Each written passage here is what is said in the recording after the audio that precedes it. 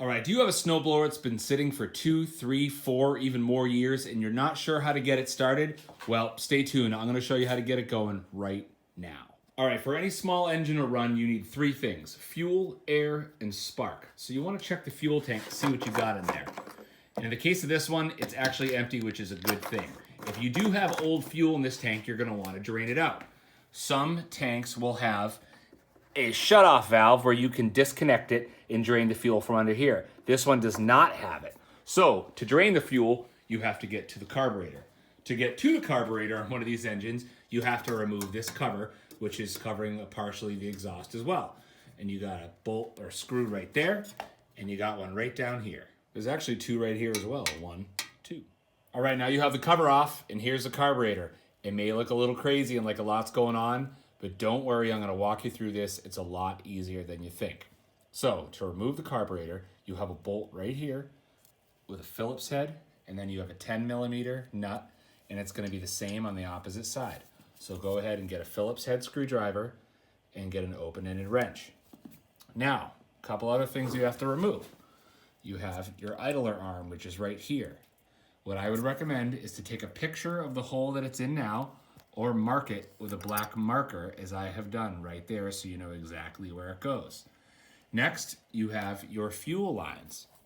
So this big one is the main fuel line coming from your fuel tank, and then this little tube right here is your primer tube. That's connected to your primer, which is right here. So go ahead and you can pop that guy off, and then you're going to need a pair of pliers to loosen up that clamp, and you can pull this hose off as well.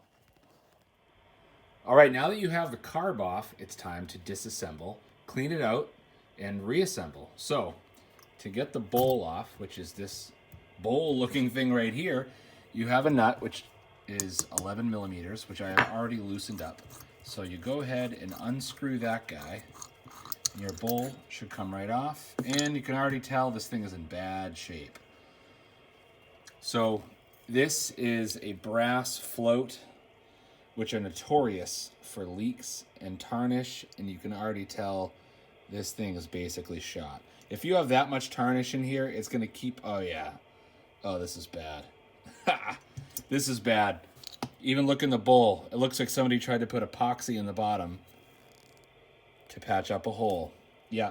So, in this case, guys, basically your carburetor's shot. You can do one of 2 things. You can order a brand new carburetor from Amazon, which comes with everything you need. You may have to swap some hardware over. Or you can source a new bowl, you can source a new float, and then a new gasket here to repair this one. But it's honestly easier to go on Amazon. For less than 20 bucks, you can get a whole new carburetor and just slap it on. So the bad news is that we can't rebuild this one because it's honestly too much hassle for an old carb when you can just buy a new one and put it on. So I'm going to go ahead and do that, and then once that's in, I'll show you how to throw the new carburetor on the old snowblower. So now it's 2 days later, and the Amazon delivery came through. This is the brand new carb. It also came with a new primer bulb, a shutoff valve, a fuel filter, all the clamps you need, a gasket, and also a spark plug. And it was less than 15 bucks with shipping. So I highly recommend going this route rather than trying to do a rebuild kit, because it's just cheap and easy. And this has a plastic float, so it's better with the new ethanol gas that everyone's forced to use. So all we got to do now is swap over this mounting bracket to these 2 right here, and you got to swap this bracket on the front here, and then we'll be good to reinstall. So a couple suggestions here for putting the new carburetor back on. Get your idler arm attached first at the hole that you pre-marked on the other one, so you know which one to put it on, and then you want to attach your fuel line, because when you attach your fuel line first, it's going to be a lot easier than doing it afterwards. It also holds it in place. Then you can take your 2 bolts and mount your carburetor on. Be sure not to forget to put your gasket on right here, because if you get it all together and you forget the gasket, you got to take it all off just to put this guy on. Okay, so the brand new carburetor is officially installed. So the 3 things I said in the beginning of the video that these engines need to run: air, fuel, and spark. So air goes in. There's no air filter on these, so we know air is going to go through.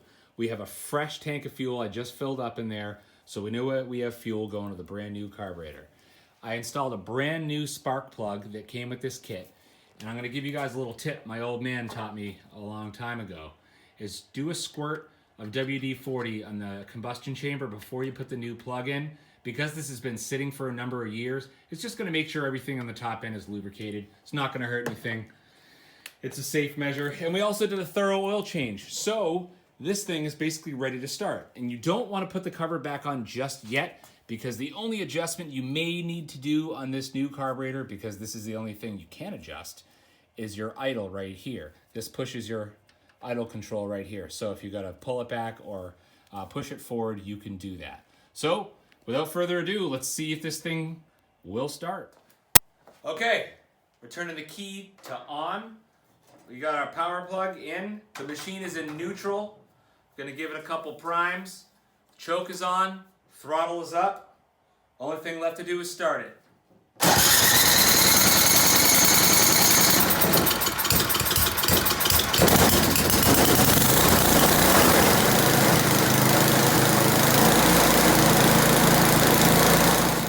So there you have it, guys. If you have a snowblower that's been sitting for years, that is how you get it back on the road.